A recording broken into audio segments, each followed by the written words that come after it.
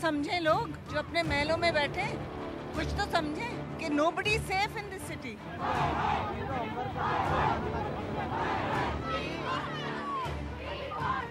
We want justice. We wanted to show support for all the women and also for, especially for this woman that is now in hospital after the gang rape.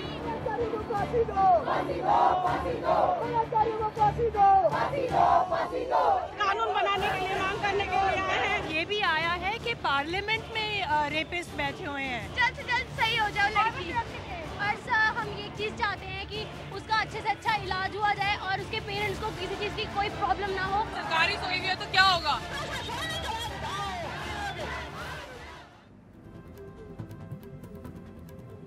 नमस्कार, बड़ी खबर में शाम 6 बजे हाजिर है उसी मसले के साथ जो रविवार की रात को हुआ और सोमवार से आप देख रहे हैं देश भर की सड़कों चौराहों पर जिस पर चर्चा हो रही है। आज भी इस मामले में कार्रवाई आगे बढ़ी है। आज 5वां आरोपी जो है वो गिरफ्त में आ गया है, उसे जुवेनाइल कोर्ट में भेज दिया गया है। दूसरी तरफ इस मामले पर हम देख सकते हैं कई राज्यों में, कई शहरों में महिला संगठन है, कई संगठन हैं जो आगे बढ़कर आ रहे हैं और सड़कों पर अपना विरोध प्रदर्शन कर रहे हैं। इस मामले में आज दिल्ली पुलिस ने अपनी एक फैक्ट रिपोर्ट कोर्ट को सौंपी है। कोर्ट ने इस मामले पर अपने कुछ सवाल पूछे हैं। आज हम दिल्ली के IIPM इंस्टीट्यूट में मौजूद हैं। ये सदबरी इलाके में है, छतरपुर से आगे, और खास मेहमान हमारे साथ हैं। साथ ही कुछ छात्र हमारे साथ यहाँ पर मौजूद हैं। शाम हो चलिए, काफ़ी क्लासेस खत्म हो चुके हैं यहाँ पर, लेकिन जो खास मेहमान हमारे साथ हैं मैं आपको मिलवाती हूँ। अजय चौधरी जो दिल्ली के एडिशनल कमिश्नर हमारे साथ हैं। साथ ही हमारे साथ अरिंदम चौधरी IIPM से जुड़े हुए हैं, मैनेजमेंट गुरु। हमारे साथ शाश्वती गोस्वामी मौजूद हैं, Indian institute of mass communication से हैं। डॉक्टर दीपक रहेजा कुछ ही देर में हमारे साथ जुड़ेंगे, और डॉक्टर कमलेश जैन जो कि सीनियर एडवोकेट हैं सुप्रीम कोर्ट की, वो भी आएंगी, हमारे साथ जुड़ने वाली हैं। तो फिलहाल हम यहाँ पे चर्चा की शुरुआत करते हैं और अजय चौधरी के पास सबसे पहले चलते हैं। अजय जी, आज जो रिपोर्ट दिल्ली पुलिस ने कोर्ट को सौंपी है उसमें कोर्ट ने कई सवाल उठाए हैं। पहले बात तो आप हमें बताइए, कैसे आप संतुष्ट हैं उस रिपोर्ट से जो दिल्ली पुलिस ने सौंपी? देखिए, जो भी चीज़ सब जुडिस है जो हम ऑनरेबल हाई कोर्ट को सबमिट कर रहे हैं उसके ऊपर हम यहाँ डिस्कशन नहीं कर सकते। एक पूरे समस्या को एक सही दृष्टिकोण और परिप्रेक्ष्य में हम लोगों को विचार विमर्श की ज़रूरत है। ये कोई मामला पुलिस वर्सेस पब्लिक नहीं है। इसमें पुलिस और पब्लिक को दोनों को मिलकर, और समाज के इसमें मीडिया भी शामिल है, सभी की जिम्मेदारी बनती है कि इस तरह की जो एक एक्स्ट्रा ऑर्डिनरी सिचुएशन बनी है और पब्लिक में इतना रोष है, आक्रोश है, इस तरह की घटना की पुनरावृत्ति न हो, उसके लिए क्या प्रयास किए जा सकते हैं। बिल्कुल अजय जी, बिल्कुल सही आपने कहा कि दोबारा ऐसी घटना ना हो।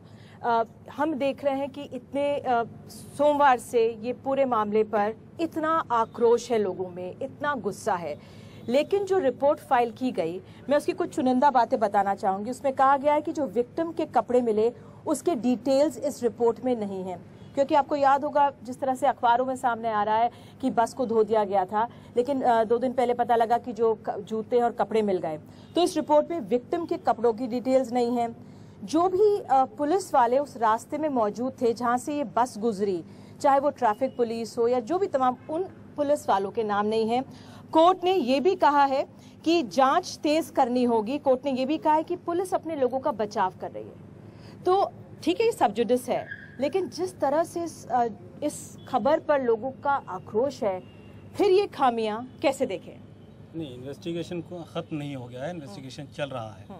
और मैंने पहले भी कहा कि चूँकि ऑनरेबल हाई कोर्ट का मैटर है और उनके ऑब्जर्वेशंस हैं, तो उनके लिए अप्रोप्रिएट अथॉरिटीज़ हैं वो उसका जवाब देंगे।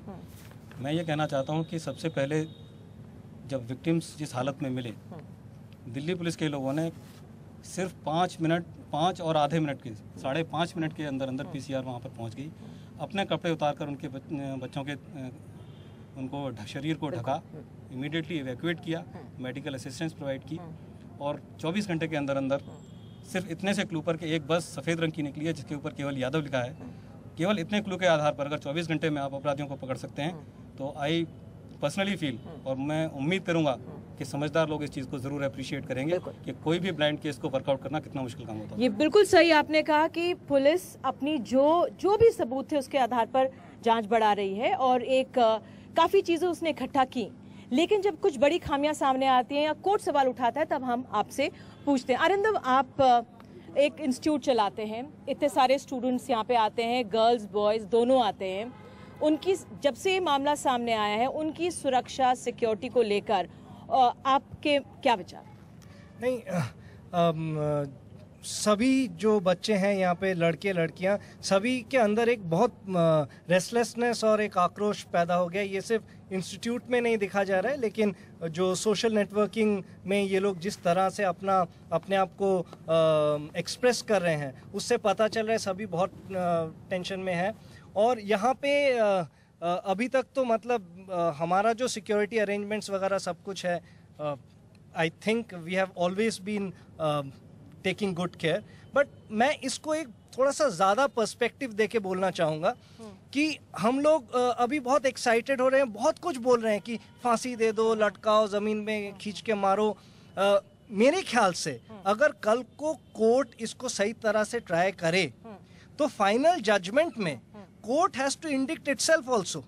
अगर एक देश में ऐसा कोर्ट हो जहाँ पे 3 करोड़ से ऊपर केसेस लॉग में हो, जहाँ पे आप जाए 20 साल से पहले आपको जस्टिस नहीं मिलेगा, किसी को डर नहीं है। ठीक है, हमारे साथ कमलेश जी आ गई हैं। कमलेश जी आप इधर आइए। कमलेश जैन सीनियर एडवोकेट है सुप्रीम कोर्ट की, वो हमारे साथ जुड़ी है। कमलेश जी, आज पुलिस ने अपनी रिपोर्ट सौंपी है कोर्ट में और कोर्ट ने कई सवाल उठाए। कोर्ट ने कहा है, पूछा है, एक तरफ अजय जी सही कह रहे हैं कि भाई एक छोटा सा क्लू था, उसके आधार पर 4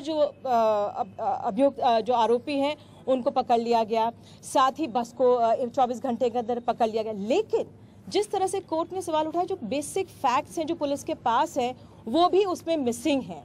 उसमें जिस तरह से लड़की के कपड़ों की डिटेल्स मिसिंग है जो पुलिस के पास है, जिस तरह से उसमें जो पुलिस वाले ऑन ड्यूटी थे उस रोड में उनके नाम मिसिंग है, वो उसमें मिसिंग है। साथ ही उसमें ये भी कोर्ट ने सवाल उठाया कि आप जांच धीरे कर रहे हैं और आप अपने लोगों को बचा रहे हैं। आप इस पे क्या कहेंगे? मैं यही कहूँगी कि बिल्कुल लैक्स इन्वेस्टिगेशन चल रहा है। मैं भी देख रही थी कि जैसे अक्यूज्ड को मेडिकल उनका जांच कराया गया है कि नहीं, कि वो रेपिस्ट थे कि नहीं थे, या जो लड़के के जो कपड़े हैं उसको फॉरेंसिक एक्सपर्ट की तरह वहाँ भेजा कि नहीं भेजा। बहुत सारे क्लूज हैं।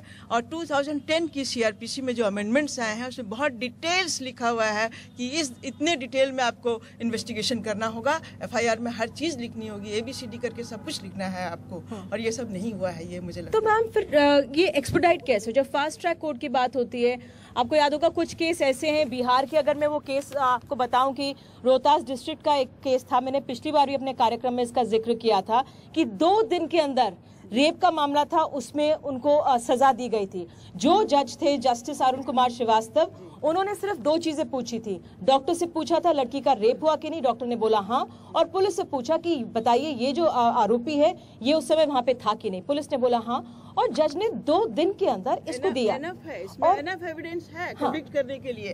तो जयपुर में भी 10 दिन में ही रेप बिल्कुल हुआ, 1 हफ्ते में भी हुआ। बिल्कुल जी, बिल्कुल हुआ, कर सकते हैं। लेकिन यही है कि इन्वेस्टिगेटिंग जो एजेंसीज हैं उनको भी फटकार पड़नी चाहिए। कोर्ट को बहुत अलर्ट रहने की जरूरत है।